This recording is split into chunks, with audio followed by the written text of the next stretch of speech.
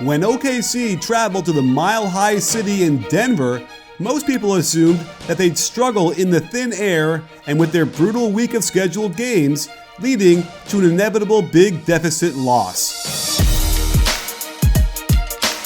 And that's precisely how the game played out for almost the whole way. Led by Gary Harris, Nikola Jokic, and Jamal Murray, the Nuggets started pulling away in the second quarter, and by the end of the third, they had a comfortable 15-point lead. Gary Harris lit up the scoreboard for 25 points with shots from all over the floor, and lets Paul George know how foolish it is to get both feet in the paint on the weak side before trying to close out. This pistol action out of the left corner gets him a pin down into handoff, and Adams is no match for his speed as he blows by for the layup. Here, he teaches us an important lesson. Once you penetrate off the dribble, get back behind the three-point line as quick as possible. It's where open shots grow.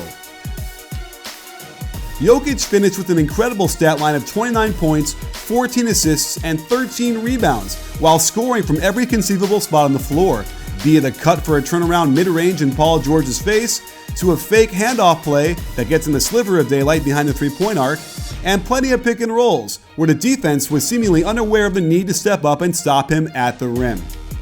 What makes Jokic so hard to guard is not only does he roll so well for scores, but he pops behind the three-point line as well, keeping the defense guessing at all times. And when he starts getting mismatches, he can go down low on the block for an assortment of moves like this turnaround fadeaway over Melo. Everything runs through Jokic on offense, and not only does he have the pick and pop game for three, but he can loosen up to the mid-range and knock down those shots as well. Unless you don't think he's got a floater, that game is on point too. His passing last night wasn't spectacular, but his assists were all simple passes made on time and out of the offense in order to free up shooters like Gary Harris on this triangle offense action, the pinch post. The reason why their guards don't get tons of assists is because Jokic is the wheel around which the entire offense rotates, and for good reason. He's always looking to pass first, even here on this mismatch for a post-up, and this cross-court pass catches Russ asleep for a beat. Nice split and go by Murray for the mid-range. As the roll man, he puts tremendous pressure on the defense, usually because it's a mini fast break in the half court and he can make so many deft passes. Great spacing by the Nuggets allow the cutter to slide to the hoop when Russ doesn't sink and fill like he was supposed to. Jamal Murray's stat line was also impressive and crucial to their win as he lit up the Thunder defense for 33 points on 61% shooting plus 5 assists of his own. And he was straight making plays from everywhere last night. In his first year as a starter, he's rapidly maturing into a star, with the confidence to isolate on the mismatch with the shot clock winding down and essentially ending Steven Adams' reputation with this knee buckler step back three-pointer that gave them an 18-point lead and all the momentum. Jokic and Murray have some chemistry as well, with a little behind the back pass by Murray. Russ is walking around out there, and Murray gets the easy pass for a flare cut for the wide open shot in the corner for three. OKC decided to put Paul George on him, and Murray didn't even bat an eye. This kid went right at one of the best defenders in the game and banked in this short shot like it was nothing. He took advantage of the wrong rotation by Russ, who should have just stunted at the ball with the express purpose of getting right back to Murray. Instead, he's behind the play and forced to leave his feet to contest, and Murray gives us the old school one dribble pull-up from 17. If you're wondering how the Thunder stayed as close as they did, 2 words: Paul freaking George. He was tremendous all night as their number one option, and he shot 73% from the field with 5 threes to boot. And he too was hitting shots from everywhere, whether it was a running floater off his patented pin down on the right side, to getting out in transition and letting Russ find him for threes, to splitting his feet on the catch to get to a pull-up from 14, or the pull-up out of the ball screen from Steven Adams. He seemed to get more aggressive the farther they fell behind, and with Westbrook and Melo non-scoring factors, they needed every single point he could generate. This pin down doesn't get George open, and I love the flow to hit Adams cutting up and then backdooring George for the handoff. This was still well defended, but Paul George just manhandles Jokic for the layup. The most common action the Thunder run is that right side pin down for him, and it's an easy hop into the shot going to his left, His body is already aligned to the hoop for the release and the splash. And as we moved deeper into the fourth quarter and the score got a little bit tighter, it was PG-13 who continued to push the pace and force the defense to make mistakes around the rim. Each possession became more and more dramatic as the Thunder desperately fought to get back in this game, and with his tough drive and finish, he let us know this game was going down to the wire and it was gonna get good. Westbrook struggled mightily to put the ball in the basket all game, going 7 for 18, about 6 percentage points lower than his season average, and it was his drives to the rim that were most problematic as he continued to attack full throttle into the teeth of the defense, off balance, sometimes over 2 defenders. And this wasn't necessarily surprising as he ranks average as a finisher at the rim. However, Russ did find a way to contribute in a positive way, racking up an incredible 21 assists, and many came on a high pick and roll, then finding the roll man, like this alley-oop to Adams. As they got down big in the first half, Russ tried to push the pace and generate easy offense, and his gravity on the break sucks in 3 defenders, opening up the dunk for Grant.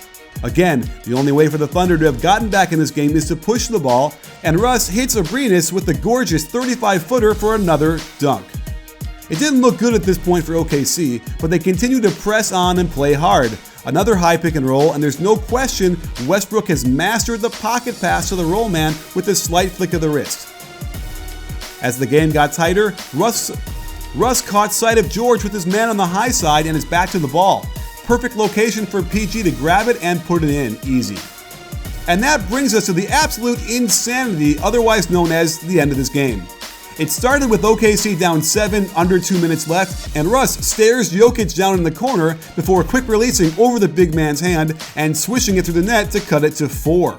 Jamal Murray was growing up before our very eyes as he calmly brings it up, looks to attack Russ before wisely getting into a 2-man game with Jokic out top.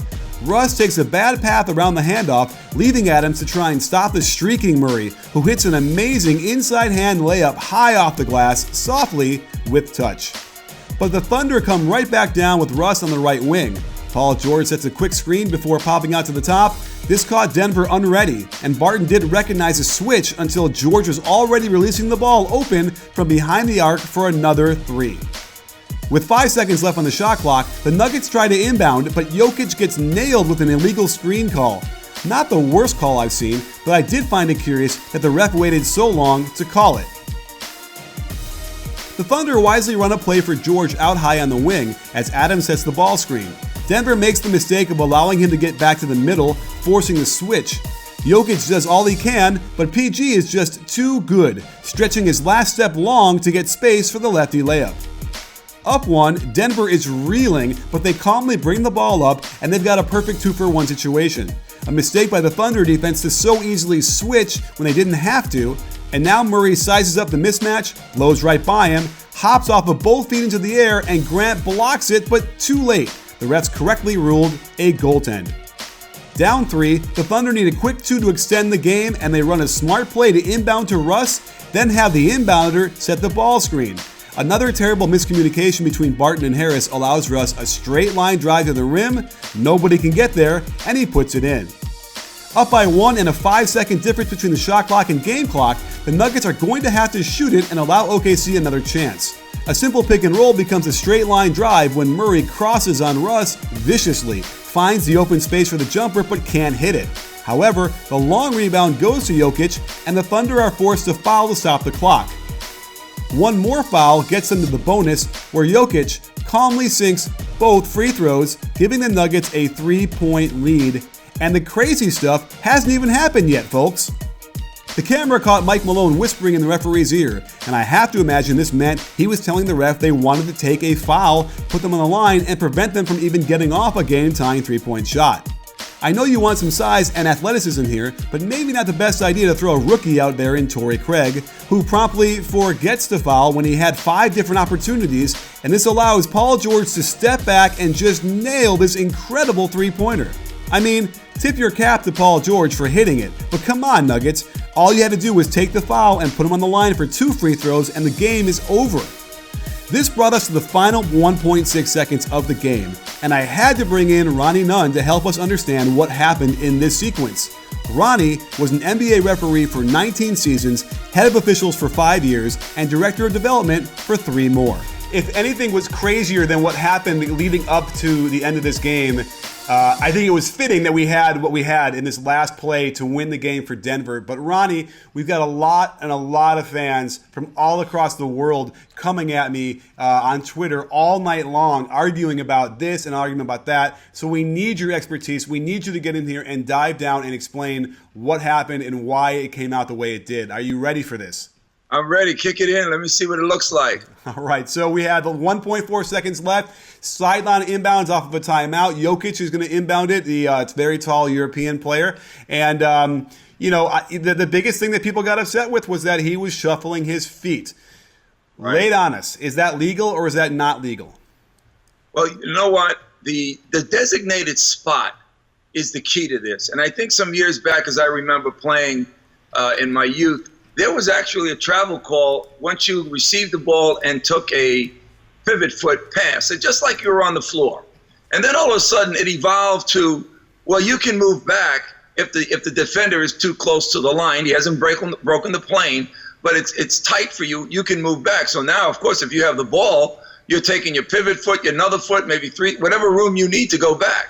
Really, if you stayed in the area of the stride, even though you may have picked up your pivot foot to go right or left, that was permissible. And that was an interpretive thing. That was not something that was articulated. So I'm of the belief in the interpretation that if you can stay within the stride you might have been able to take, you're good. And that's why you hardly ever see it called. Sure. I think we always learned growing up that it was you had to have a pivot foot and it's a travel just like it would be a travel on the court, but that's not the case. In the actual Section 3, Article 4 says, quote, the thrower in shall not leave the designated throw-in spot, which is 1 step to his left or right. So what I interpreted that was, it sounds like you are as well, is he's got a area 1 step in either direction that he can kind of move around it. He could shuffle his feet 3 inches 6 different times to get to that edge of the spot where he is now still in his area of 1 step to the left or the right. Let's move on to the Chandler cut to the basket, I suppose, and knocking down Grant.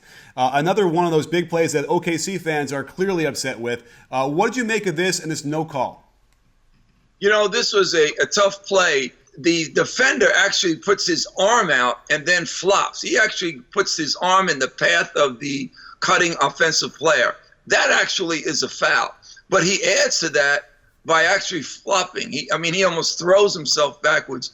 So in all good consciousness and common sense, the play was dead because it was a tough play to look at, but when you see it, you recognize that the defender is more the culprit than anyone else. And if there was any foul to be called, it would have to be called on the defender. And I also think from a coaching standpoint, you can't really risk putting yourself in a position where they might call a blocking foul on that, and you give a free throw to win the game with no time on the clock. In fact, that's a dead ball foul, isn't it? It would have been a dead ball foul, and the dead ball is because before the release there was a foul, and it was a away from the play foul. So 2 pieces are in there at the same time. And from a coaching standpoint, that risk of giving them a free throw, like a technical foul free throw, and then the ball back would be catastrophic to any chance of winning the game. So that's not a great idea by Grant to do it. It looks like a desperate attempt to maybe try and take a charge. You can't do that there. You got to stay on your feet. Remember, the worst position to be in the basketball court is on the ground. And even worse than that is on the ground with the ball. So anyway, fascinating stuff. And I think that there is a lot of things that Thunder fans could take solace in the fact that, this wasn't necessarily a violation by Jokic. It doesn't look like should have been a charge on that play at all. In fact, they're lucky they got away with not getting called a block, right? And so in reality, the way this played out was probably the way the basketball gods had intended it to. It's a tough play, but you got to get both things in order. You've got to go and take a peek of the ball. It's like basketball. Always know where the ball is, no matter how you're defending. So this is how you're really defending a place in an area and 2 people in that area, as well as know where the ball is. So same concepts as you play is the same concept sometimes as you referee. Well, thank you so much, Ronnie, for coming on and breaking this down. I hope it made some Thunder fans a little bit less upset about what happened because, man, it was a crazy great game, and we all deserve more of these for sure. Absolutely. Great game and great finish, and in my view, all legal. Well, let's finish by talking about the actual shot that was made. So, the Thunder played good defense as a team initially on this play. However, if you watch Russell Westbrook, he completely zones out under the basket while his man is sliding up to the open area on the weak side. He is completely ball watching, not aware of a possible cutter, so this is nothing to do with helping a fallen teammate. However, this pass by Jokic was incredible. A 50-foot baseball pass leading Harris to the open spot like a football throw. Russ closes out late and Harris gets the clean look, lets it fly, and miraculously hits the game-winning shot as time expired. As a testament to Russ's athletic ability, it's astonishing that it appears he even got a fingernail on the shot as it was released. But what a fitting end to the craziest game we've had all year. We all can only hope that these two meet in the playoffs, since I'm sure every game will be like this, and I know everyone will be on the edge of their seats for 7 games. Sports fans, to see more of our great NBA content and analysis, make sure to hit the subscribe button, but also click the bell and adjust your settings so you can get an alert the second our videos drop, because trust me, you're going to want them hot and fresh. You in?